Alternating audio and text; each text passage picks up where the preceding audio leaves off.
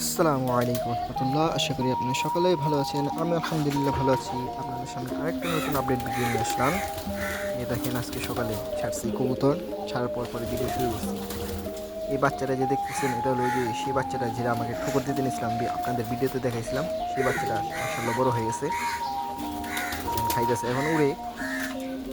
আর এই যে ওর বাবা মা এখন ওরাও খাবে এসে দেখেন।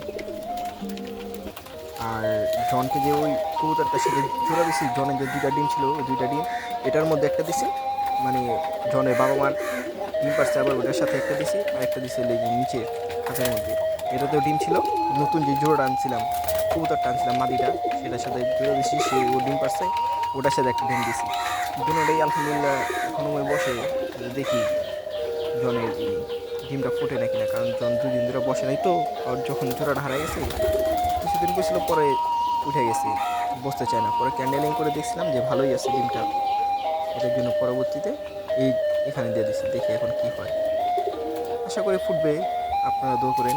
আর এই দেখেন মরিচ গাছগুলো, আপনাদের আগে যেগুলো দেখেছিলাম ছোটো ছোটো দুইটা গাছ এখানে রোপণ করছি, আর এগুলো এখানে রাখছি, এগুলো আর সরাইনি। এগুলো মাসাল্লাহ ভালোই বড় হয়েছে। দেখেন বাতাসে, হালকা বাতাসে নাড়াচাড়া করতেছে, দেখতে সুন্দরই লাগে।